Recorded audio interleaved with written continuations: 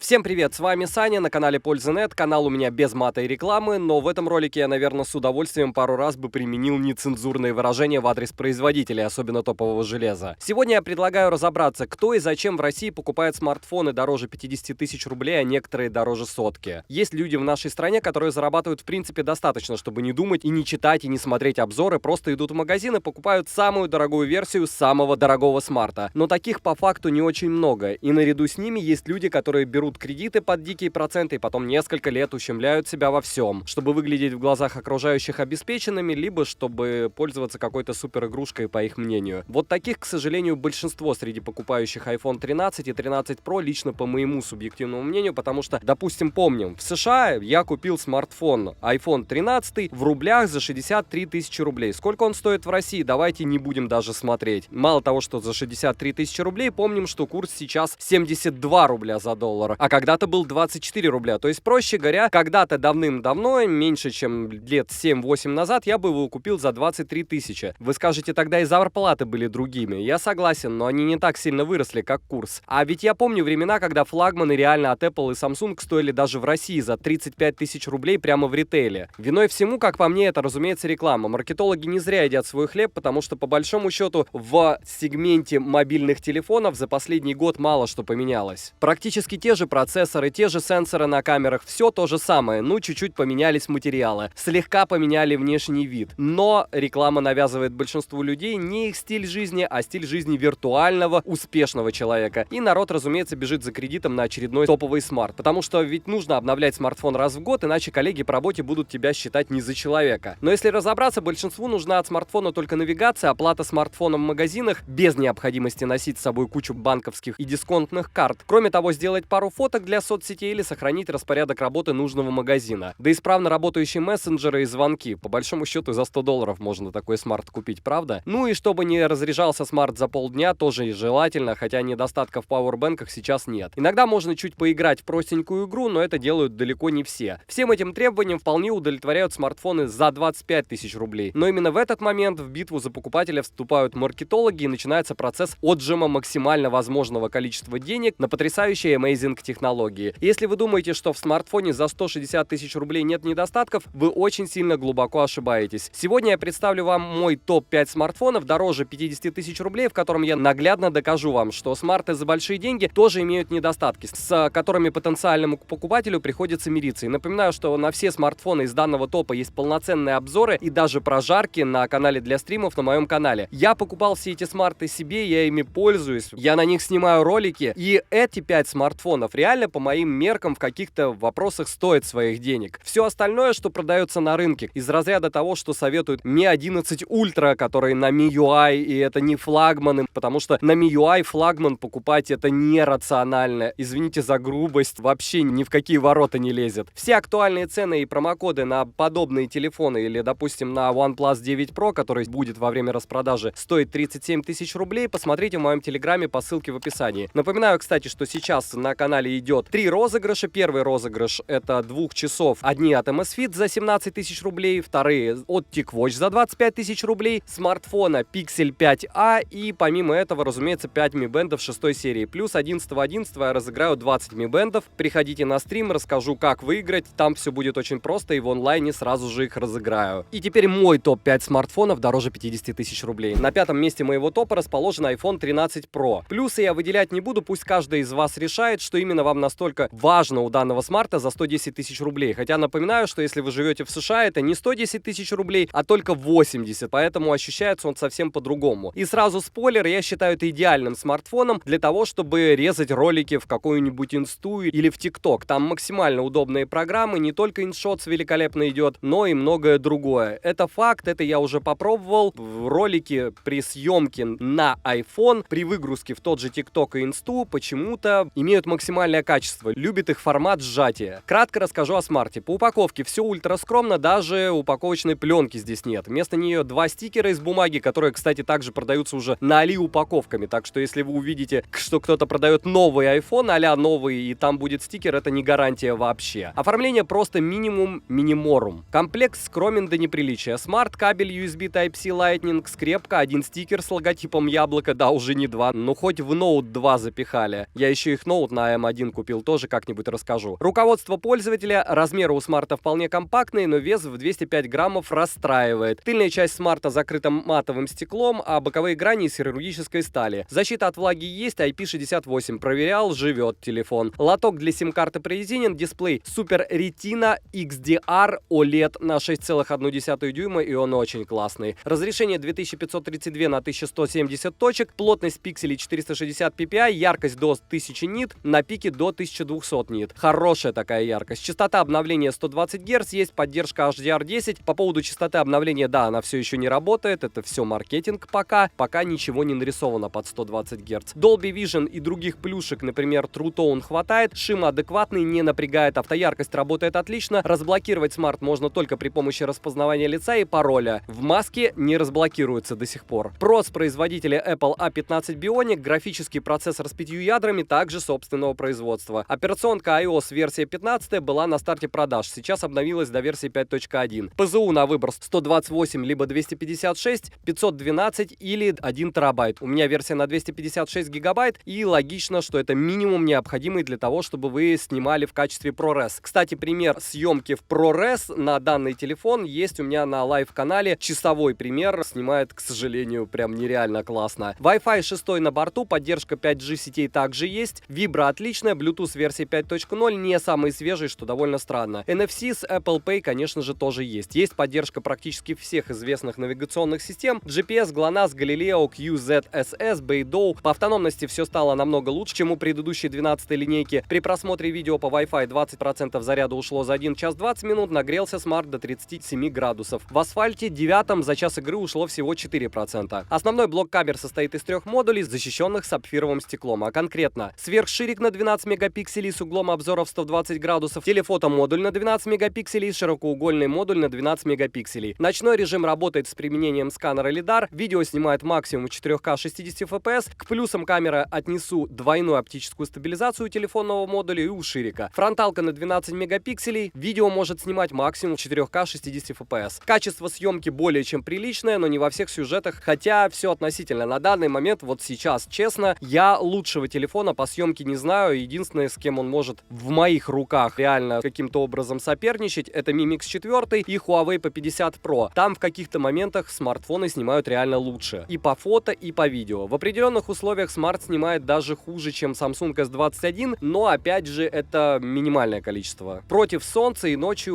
iPhone 13 и 13 Pro снимают просто нереально круто. Минусы: габариты и вес приличный, комплект очень скудный, нет блока питания, нет защитной пленки. Про чехол я вообще молчу. После вскрытия коробки довольно долго присутствовал приличный запах клея. Рамки у экрана очень заметные, боковые грани заляпываются моментально, не совсем комфортно из-за острых граней. Нет поддержки карт памяти, разумеется, ИК-порт мини-джек тоже отсутствует. Разъем Lightning выдает очень маленькую скорость передачи файлов, и если нет у вас Wi-Fi 6 и гигабитной сети, как у меня, перекидывание файлов с ProRes до гигабайтов, так, наверное, 20, вы просто устанете. Зарядка очень медленная, даже по сравнению с бюджетниками из Поднебесной. Блок камеры знатно выпирает под экраном. Челка все еще есть. Полезное пространство экрана она крадет, несмотря на уменьшение на 20% в этом году. Нет Always On Display пока что, вообще это скупердяйство от Apple, и это, конечно, смех, но вот так. Нет разблокировки по отпечатку пальца, радужки глаз, медицинской маски смарт вас не узнает, только по лицу. Яркость при играх смарт сбрасывает практически сразу, мной был зафиксирован сброс в 3 раза от максимальной яркости. Нагревается вполне прилично, максимум на прожарке он у меня грелся до 50 градусов ровно. При попадании влаги в разъем для зарядки уведомления не пришло, но заряжаться он отказался, пока не высох полностью. Спасибо и на этом. При зумировании картинка при видеосъемке, звук меняется в худшую сторону, так как странно работает аудиозум, пока коряво, я думаю. Лично у меня. Стабилизацию фронтальной камеры не фонтан, хотелось бы лучше, и встречал я получше. Бесполезный кинорежим в 1080p 30 FPS максимум, ночью разряжается на 4% за 6,5 часов, что очень много. Адаптивные 120 Гц экрана управлять нельзя, притом их там нет. Отсутствие нормальной мультизадачности и Bluetooth старой версии 5.0 никак не вписывается в образ флагманского смартфона 2021 года. Резюмирую, стоят ли смартфоны своих денег, которые Apple за них просит, лично по мне нет. Но это мое субъективное мнение, решать вам как всегда. Опять же, если у вас есть деньги на планшет от Apple, на ноутбук от Apple, на часы от Apple, то тогда да, однозначно вам стоит покупать этот смартфон. Если вы хотите просто купить смартфон, чтобы выгружать в инсту что-то,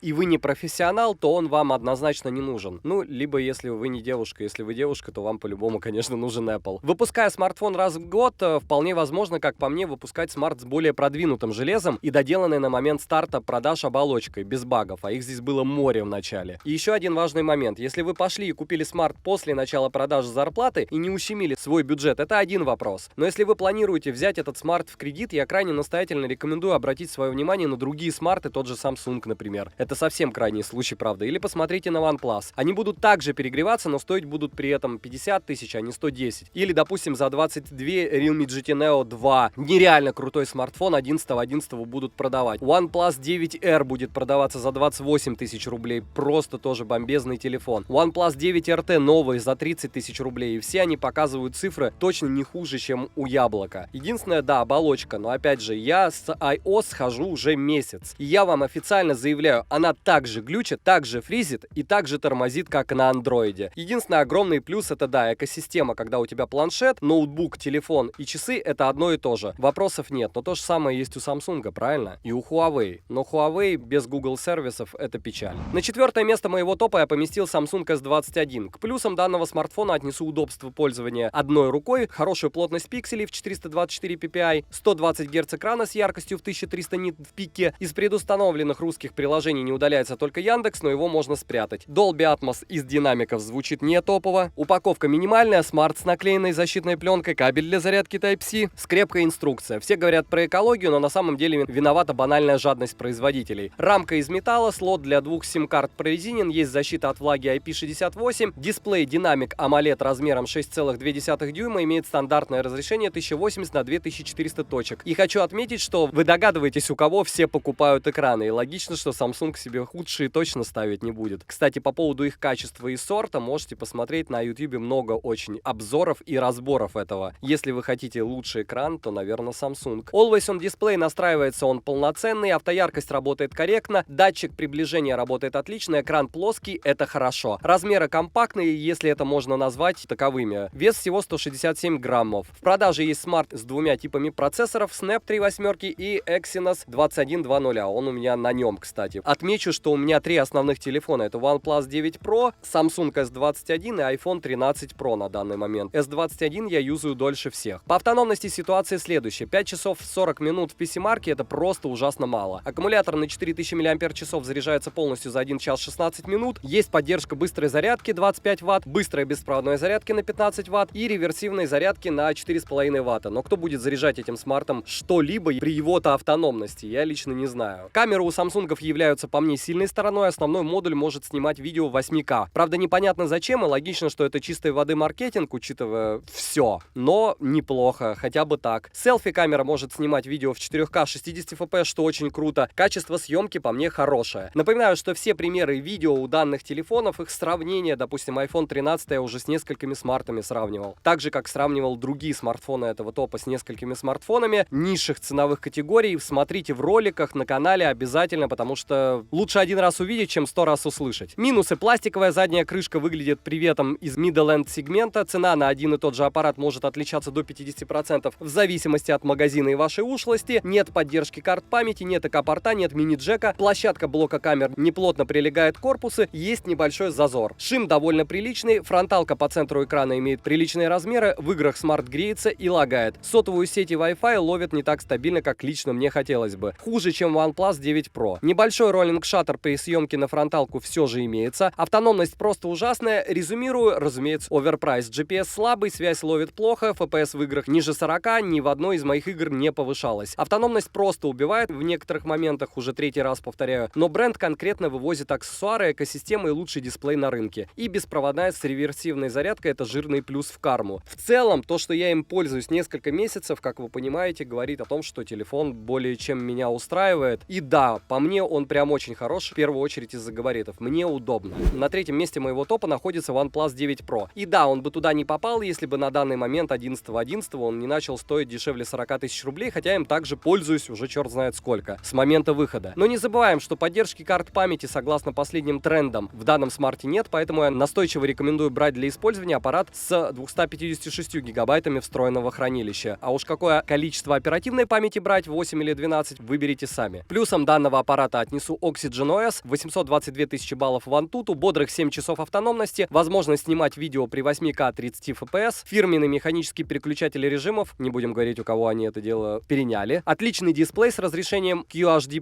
с частотой обновления в 120 Гц, поддержку беспроводной зарядки в 50 Вт, камера, на которую я снял очень много своих обзоров, и, разумеется, операционка, не накатанная на китайскую ColorOS в стоке, а родная OxygenOS. И да, разница есть. Глюков море, но в целом аппарат пушка. Комплект просто царский по сравнению с оппонентами. Смарт с наклеенной защитной пленкой, быстрая зарядка на 65 Вт, кабель для зарядки Type-C, пластиковый чехол, скрепка для извлечения лотка SIM и документация. Габариты вполне терпимые в 2021 году. Вес в 200 граммов считаю максимально допустимым для флагмана, но учитывая разницу в размерах с iPhone 13 Pro, он вообще пушинка. Экран не водопад, спасибо OnePlus. AMOLED-экран типа LTPO с адаптивной герцовкой от 120 до 1 Гц. Яркости на солнце аппарату хватает, на солнце он не слепнет. Есть отличная функция Always On Display с функцией секундной стрелки, плавность супер, 2 симки поместить можно, если вы купите версию для США. Лоток прорезинен, что хорошо. Защита от влаги IP68, разблокировка по лицу отрабатывает отлично, чего не скажешь о разблокировке по отпечатку пальца в экране. Единственное отличие китайской версии смартфона от глобалки — это модем 4G против 5G. Но операционка в китайской версии смартфона — это ColorOS. Bluetooth версии 5.2, стереозвук мощный, чистый и качественный. Wi-Fi 6-го поколения, проц по мощности практически самый топ, точнее самый топ, но даже он не дает играть в Genshin Impact без фризов на максималках, даже после последних обнов. В танках на ультрах, правда, он не греется. Сенсор приближения работает отлично, все виды геолокации поддерживаются. NFC с Google Pay работает, USB здесь версии 3.1, аккумулятор на 5000 мАч разделен на 2 банки для более быстрой зарядки. По тестам автономности Smart может прожить около 7 часов постоянного использования, что не так много. Что касается фотовозможностей, то здесь установлен основной сенсор Sony на 48 мегапикселей, а также ультраширик на 50 мегапикселей от Sony. Макромодуль на 8 мегапикселей и модуль монохромной съемки на 2 мегапикселя. Фронталка на 16 мегапикселей также от Sony. Оптическая стабилизация доступна только в основном и макромодулях. Slow-mo в 4К 120 FPS снимает. Максимальное разрешение видеозаписи у основной камеры — это 8К при 30 FPS. Автофокус гибридный, отрабатывает отлично. Снимает за свою цену аппарат очень даже ничего. Минусы: сканер отпечатка пальцев в экране расположен не совсем удачно, по моему мнению, чуть ниже комфортного уровня. Шим у экрана просто запредельный, так что люди, чувствительные к шиму, обязательно постарайтесь найти данный смарт в рознице и потестить свои глаза на нем. DC-димминг можно активировать только через ADB. Нет поддержки карты памяти, нет АК-порта, нет мини-джека. При съемке нет ограничений только при 4К 30 FPS. При 60 FPS максимум 5 минут. Ничего не поменялось. Камера вырубается при 47 градусах. Селфи-камера без улучшалок улучшает фото очень сильно, что плохо. Шумы при зумировании и при съемке ночью просто ужас. Кривой портретный режим в 4К и 120 FPS по мне слегка подлагивает. Тротлинг есть, но меньше, чем у Mi 11.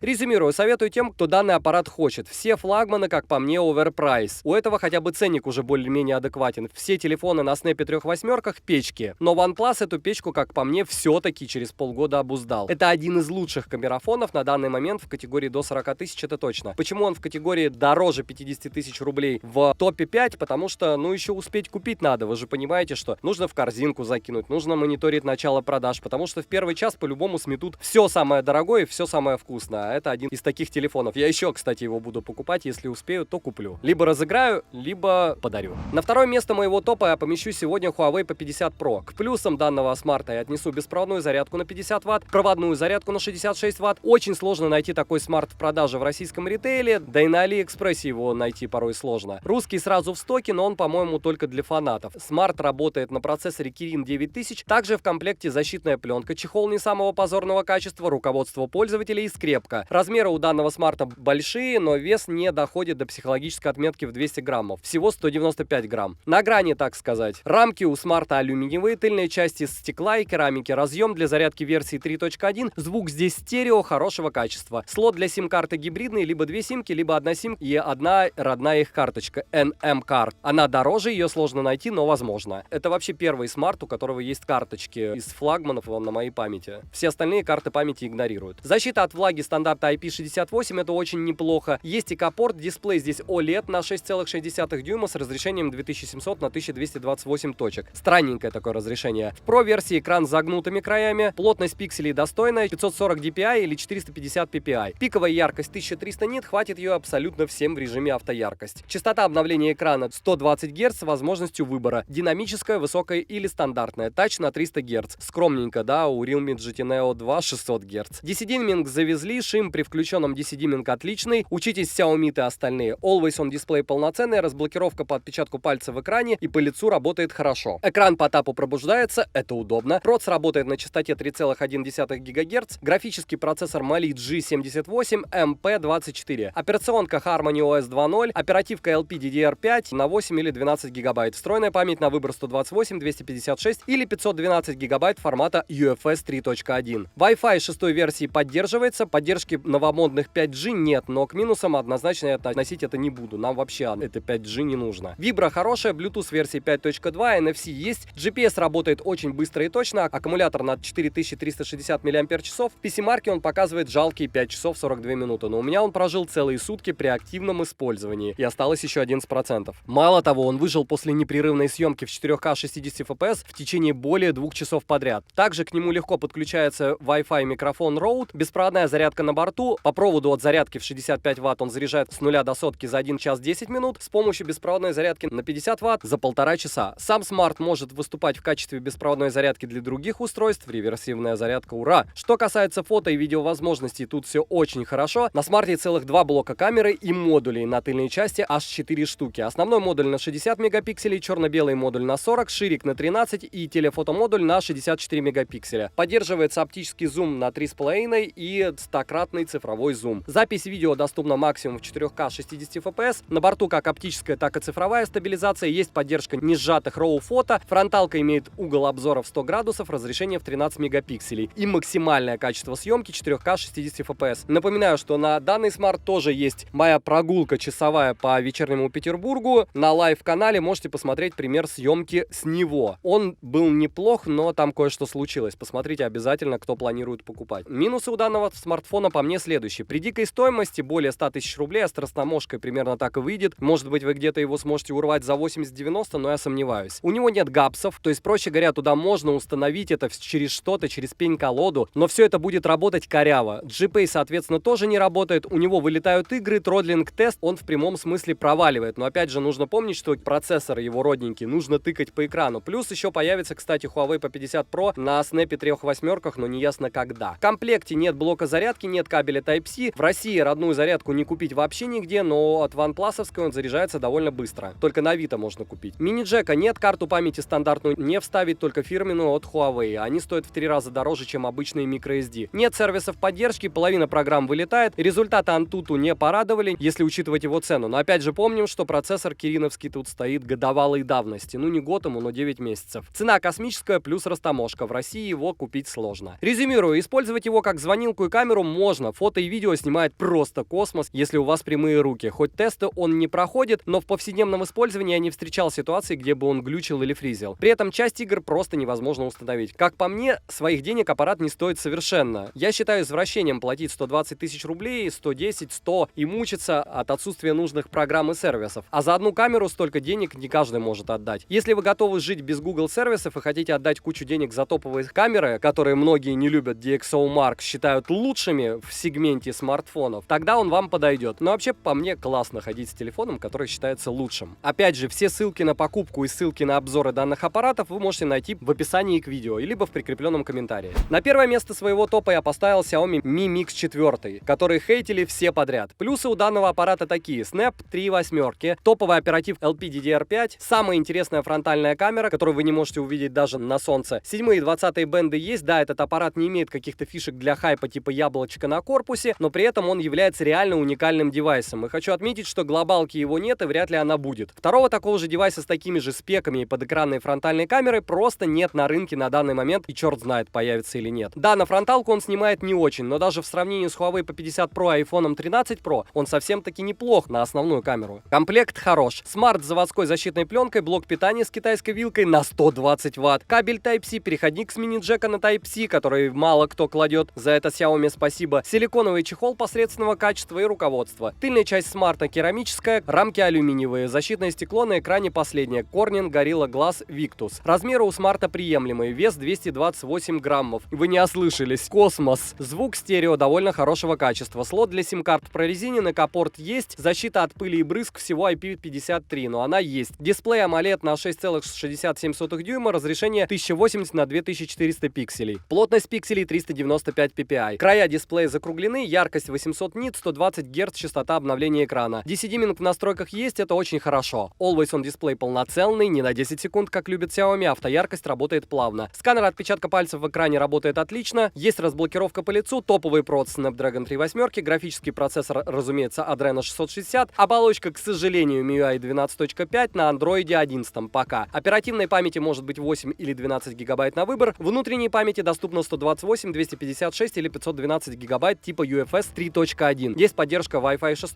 и 5G сетей. 5G сети сейчас пока не актуальны, Wi-Fi 6 нужен, если у вас гигабитная сеть. У меня такой. Bluetooth версии 5.2, NFC поддерживается, Google Pay встает, работает. GPS показывает точность 3 метра в парке, аккумулятор на 4500 мАч выдает в PC-марке 9 часов 38 минут на 60 Гц, но на 120 Гц показывает всего 6 часов 11 минут. Заряжается родной зарядкой полностью за 30 минут в среднем с нуля. На борту есть поддержка беспроводной зарядки, в играх ведет себя стабильно, яркость не понижает. По камерам ситуация следующая. Основной модуль на 108 мегапикселей, телефотомодуль на 8 мегапикселей с 5-кратным зумом, сверхширик на 13 мегапикселей, оптическая стабилизация на борту. Видео снимает максимум 8К 24 FPS, 4К при 60 FPS. Фронтальная камера, то, что выделяет данный смарт среди всех остальных смартфонов, имеющихся в продаже на данный момент. Она на 20 мегапикселей и скрыта под дисплеем. Качество съемки у нее печаль, к сожалению. Максимум видео снимает в 1080p 30 FPS. И больше она сама дорисовывает, чем там что-то видит. Минусы. И это не минус, но микрофоны у Mi Mix 4 лучше, чем в iPhone 13 Pro. Но хуже, чем в Huawei P50 Pro. Интерфейс только на английском и китайском языках. Нет поддержки карт памяти, нет мини-джека, но есть переходник в комплекте. Датчик приближения отрабатывает не всегда корректно. Вибра не настраиваемая. Блок камер очень сильно выпирает из корпуса. Фронталка работает не очень хорошо с одной стороны и замечательно с другой стороны, учитывая, что ее вообще не видно под экраном. Просто надо держать в голове эту особенность при съемке, особенно вечером. По большому счету, нормальным людям фронталка нужна только, чтобы в WhatsApp созваниваться или в Телеграме. Ненормальным, ладно, обычным. ТикТоки на нее не поснимаешь. Резюмирую, это абсолютно уникальный аппарат, и стоимость его за такие характеристики абсолютно адекватна, как по мне. Он стабилен, использовать его комфортно, железо в нем максимально топовое на данный момент. И основной минус у него, к сожалению, это оболочка MIUI, хотя кого-то она абсолютно устраивает. И опять же, я не топлю за покупку данных девайсов. Из всего вышеперечисленного и что перечислю я дальше, выгодно покупать только OnePlus 9 Pro и только во время сейла. Все остальное это лютый оверпрайс. Хотя я данные телефоны себе купил для обзоров и для последующего использования. И я рад, что я их купил. Я ими пользуюсь. Вне топа я размещу сегодня Google Pixel A. Если кратко, то к плюсам данного смартфона я отнесу хорошую по сравнению с остальными смартами из данного топа комплектацию, прочный металлический корпус, наличие мини-джека, поддержку eSIM, достойный стереозвук, защиту от влаги IP67, NFC и Google Pay, естественно, работает. Чистый Android, довольно компактные размеры и вес и отличная съемка фото и видео. Плюс долгая по меркам Android устройств поддержка производителя. 3 года минимальная поддержка обновления операционной системы и системы безопасности, это круто. Минусов у него, к сожалению, и несмотря на владельца бренда компании Google, тоже море. Первый минус это то, что уже вышел Google Pixel 6, я его уже купил, он уже в пути. Значит, это не самый последний гугловский аппарат. Экран покрыт давно устаревшим защитным стеклом Corning Gorilla Glass 3, ужасный шим и отсутствие DC-диминга. Частота обновления экрана всего 60 Гц, автояркость работает непонятно как, скачками. Сканер отпечатка пальцев встроен в тыльную часть смарта, такое уже не во всех лоу-кост смартах можно встретить. Процессор средненький, по возможностям, я бы даже сказал печальный, Snapdragon 765G, и не позволяет комфортно играть в игры, только если в простые, типа танков можно позависать. Заряжается родной аккумулятор на 4680 мАч довольно долго, за 1 час 51 минуту. Беспроводной зарядки нет, ЭК-порта нет. Стоит ли это все своих $4,5 решать вам? По мне, вряд ли, если вам не нужна съемка. Лично меня не устраивает его производительность и другие моменты, которые я перечислил в минусах. И плюсы в виде хороших камер и долгой поддержки Google для меня не перевешивают минусы. Решать, как всегда, вам, дорогие зрители. Pixel 5a я разыгрываю, поэтому обязательно смотрим на него обзор и участвуем. И резюмирую. Как вы заметили, здесь всего 5 основных смартфонов. Ими я пользуюсь или буду пользоваться, притом, скорее всего, длительное время. Почему? Потому что, если вы спросите меня, почему ты не купил Sony топовый? Ну, друзья, вы бы купили Sony. Когда ты покупаешь Sony, ты понимаешь, что ты его потом не продашь. Либо какие-то другие вы мне смартфоны можете предложить. Последние у Samsung, которые я также не продам за их стоимость. Я купил самые, по моему мнению, топовые смарты. Да, можно купить еще топовые Meizu и не продать. IQ OOZ8 Pro и не продать, если он вам не зайдет. Эти смартфоны всегда можно потом выкинуть на Авито и потерять немного в стоимости. К сожалению, все это является частично оверпрайсом не по той причине, что производители, как я весь ролик вам говорил, ломят цены, а по той причине, что ставка рефинансирования в наших родных странах странах для наших валют неуемно растет, и это поддергивает курс к падению нашей валюты. То есть представьте, что, допустим, если вы из России, доллар бы сейчас стоил опять 30 рублей. Вы бы сейчас расстраивались и слушали все это? Думаю, нет. Вы бы, я думаю, радовались. Что бы я еще хотел под конец обзора сообщить? Скорее всего, я сделаю еще топ-10 смартфонов, которые я советую купить на распродаже, потому что Poco F3 ровно за 20 тысяч рублей, даже с его ужасным датчиком приближения и сбросом яркости в играх, притом не сразу, в отличие от айфона. Или Realme GT Neo 2, который я уже несколько раз вспоминал, за 22 тысячи. Или еще чертова туча смартфонов из супер лоу-коста до 5000 рублей, до 6000 рублей. Все это я собираюсь приобрести из того, что я не обозревал, или то, что я обозревал, чтобы потом использовать в розыгрышах, потому что это выгодно. Так что добавляемся в телеграм-канал, либо не добавляемся и просто смотрим, что там будет 11.11. Единственное, готовимся к печали, как многие уже замечают правильно, что все растет в цене. И растет в цене не в долларах, а в наших национальных валютах. Опять же, повторяюсь, потому что курс проседает. Не делайте из-за Али супер зло. Они уже анонсировали свои цены, они на баннерах, они в долларах. А все остальное, что получится, это уже не от них зависит. Я их не защищаю. Просто вот в данный момент это факт. Приходите на стрим на днях, я буду разыгрывать 5 Mi Band, 11 числа буду разыгрывать 20 Mi Band, и будем общаться, кто что купил, кто что успел купить. Хочу купить ноутбук и несколько телефонов. Пишем в комментариях, интересны ли вам такие обзоры. Это больше даже user experience, чем топ. Здесь не от худшего к лучшему. Здесь просто те смартфоны, которыми я пользовался, пользуюсь, и на которые были у меня обзоры, которые я под себя выбирал, и, соответственно, могу вам советовать. Всем девайсам, несмотря ни на что и вопреки всему, допустим, у вас большая зарплата, однозначно да. Подписывайтесь с колоколом. Добра и удачи вам, дорогие друзья.